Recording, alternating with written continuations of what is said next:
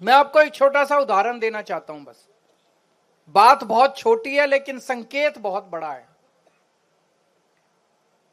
आप लोगों ने एक किताब है, पढ़ी है कि नहीं पढ़ी मुझे नहीं पता, एक भगत सिंह जी के पत्र, भगत सिंह जी ने जो जेल से चिट्ठियां लिखी थी, उन्होंने अपने पिताजी को चिट्ठी लिखी थी, उन्होंने अपने साथियों को चिट्ठियां लिखी थी, उन्होंने जेल से कई लोगों को चिट्ठियां लिखी थी।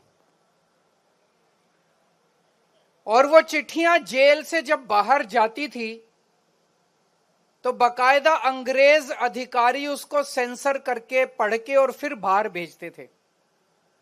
और उन चिट्ठियों को अगर आप पढ़ें तो उसमें काफी विस्फोटक मटेरियल होता था, अंग्रेजों के खिलाफ काफी कुछ लिखा होता था। फिर भी अंग्रेज उन चिट्ठियों को उसके साथियों, उनके साथियों के पास भी भेजते थे, पिताजी के पास भी भेजते थे, उनके रिश्तेदारों के पास भी भेजते थे। जब मैं जेल गया, मैंने एक चिट्ठी लिखी एलजी साहब को, 2 लाइन की चिट्ठी। जब मैं जेल में था, मैं मुख्यमंत्री था, मैंने इस्तीफा नहीं दिया था।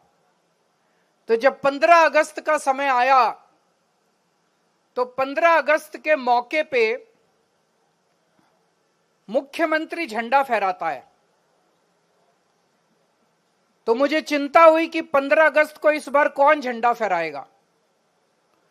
तो एलजी साहब को मैंने एक चिट्ठी लिखी कि एलजी साहब, इस बार 15 अगस्त को चूंकि मैं जेल में हूं, मैं झंडा नहीं फहरा पाऊंगा, इसलिए हमारी मंत्री आतिशी जी को झंडा फहराने के लिए इजाजत दी जाए। बस, इसमें तो कोई आतंकवाद नहीं है, इसमें तो कोई मैं भड़का नहीं रहा किसी को, कोई गलत बात नहीं है इसमें। तो ये सिंपल सी चिट्ठी थी।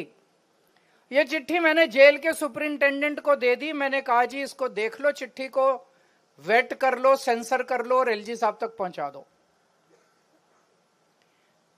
वो चिट्ठी एलजी साहब को नहीं पहुंचाई गई और मेरे को अगले दिन शो कॉज नोटिस मिला कि आपको हिम्मत कैसे हो गई ऐसी चिट्ठी लिखने की, क्यों ना शो कॉज कर दिए मिला कि क्यों ना आपकी जेल में मिलने वाली सुविधाएं बंद कर दी जाएं। मैं सोच रहा था यार, इसलिए आजादी की लड़ाई लड़ी थी क्या?